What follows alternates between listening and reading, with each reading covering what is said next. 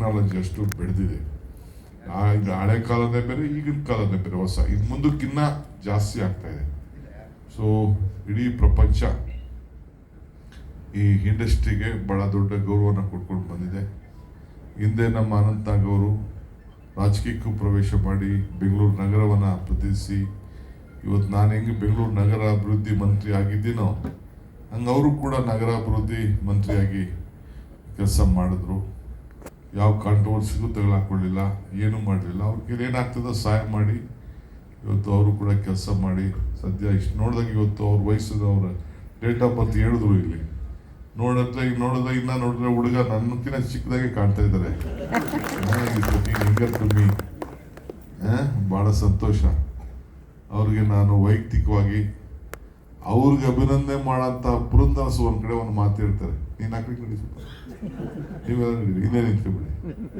ಪುರಂದರಸು ಒಂದು ಕಡೆ ಮಾತಾಡ್ತಾರೆ, ಇದು ಭಾಗ್ಯ ಇದು ಭಾಗ್ಯ ಇದು ಭಾಗ್ಯವಯ್ಯ ಪದುಬನಾಭನ ಪಾದ ಭಜನೆ ಪರಮ ಸುಖವಯ್ಯ ಅಂತೇಳಿ.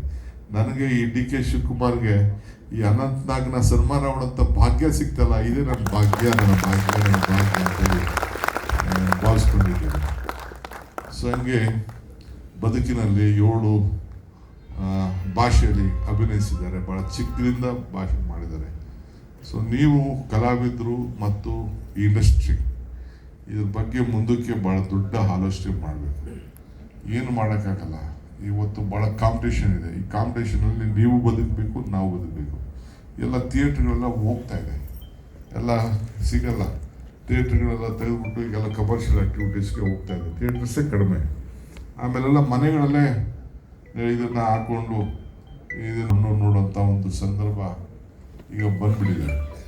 ಸೊ ಆಗ ಇದು ಒಂದು ಇಂಡಸ್ಟ್ರಿಗೆ ಟೆಕ್ನಾಲಜಿ ಬಂದಾಗ ದೊಡ್ಡ ಸಮಸ್ಯೆನೇ ಇದೆ. ಅದಕ್ಕೆ ನೀವೆಲ್ಲ ಕೂಡ ಇದ್ರ ಬಗ್ಗೆ ಏನೇನು ಆಗಬೇಕು ಅಂತೇಳಿ ಪರಿಶೀಲನೆ ಮಾಡಿ ಸರ್ಕಾರದ ಮೇಲೆ ಒಂದು ವರದಿ ಕೊಡಿ. ನಾವು ಎನ್ಕರೇಜ್ ಮಾಡೋಕ್ಕೆ ನಾವೆಲ್ಲ ಬದ್ಧವಿದ್ದೇವೆ. ಥಿಯೇಟ್ರ್ ಕಟ್ಸ್ಬಿಡ್ತಾರೆ, ಒಂದು ಕಟ್ಟೋದು, ಸಿನಿಮಾ ಮಾಡೋದು. ಎಷ್ಟು ಸಿನಿಮಾ ಸಕ್ಸಸ್ ಮಾಡಿದ್ರೆ 1 2 ಸಕ್ಸಸ್ ಆಗೋದೇ ಕಷ್ಟ. ಈ ಕೆಲವು ರಾಜಕಾರಣಿಗಳು